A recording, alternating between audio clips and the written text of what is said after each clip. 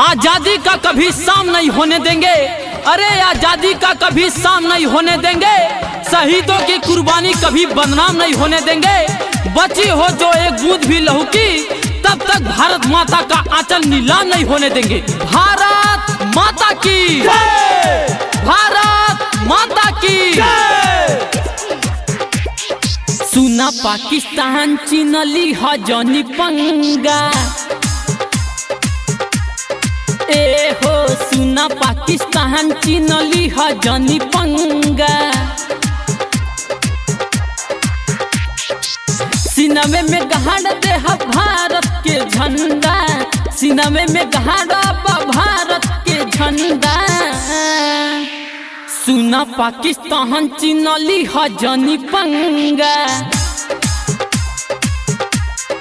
ए हो सुना पाकिस्तान चीन ली हजनी पंगा। तूफानों का जो रुख मोड़ दे ऐसा दम रखते हैं। तूफानों का जो रुख मोड़ दे ऐसा दम रखते हैं। लबों पे हंसी और आंखें नम रखते हैं। ऐ पाकिस्तान ना परखो हमारी बहादुरी को। हम तो ओ 16 हैं जो सांसों में बारूद और जिगर में बम रखते हैं। भारत माता की भारत देशवा महान हवे।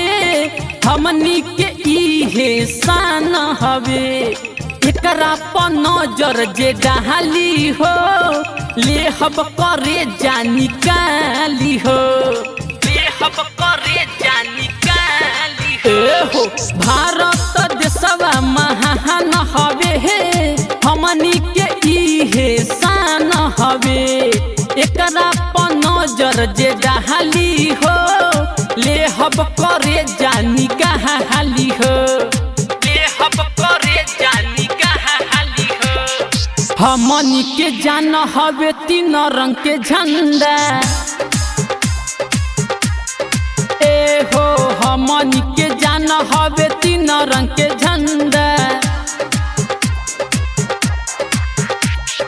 सिनवे में गहाड़ दे भारत के झंडा। सिनवे में धांसब भारत के झंडा। सुना पाकिस्तान चीन ली हजनी पंगा। ए हो सुना पाकिस्तान चीन ली हजनी पंगा। इस वतन के रखवाले हैं हम। अरे इस वतन के रखवाले हैं हम। शेरे जिगर वाले हैं हम। मौत से हम नहीं डरते। मौत को बाहों में पाले हैं हम। ऐ पाकिस्तान आंख मत दिखाइए ना तो धाके चीर दे। काहे से हिंदुस्तान के रखवाले हैं हम। भारत माता की जय! भारत माता की जय! भारत माता की जय! अजय लाल कहे साची हो। भारत से रही हो तू बाची हो।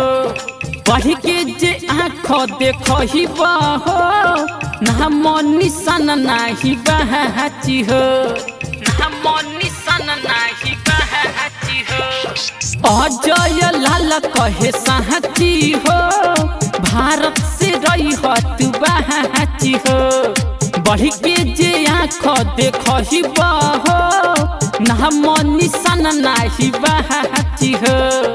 नाम निशान नाही बाची हो। परम बेदर्दी कहे हो जय बनंगा। ए हो परम बेदर्दी कहे हो जय बनंगा। सिनवे में गहाड़ दे भारत के झंडा। सिनवे में धांसब भारत के झंडा। सुना पाकिस्तान चीन ली हजनी पंगा। ए हो सुना पाकिस्तान चीन ली हजनी पंगा। Ajay music recording studio Bargadwa.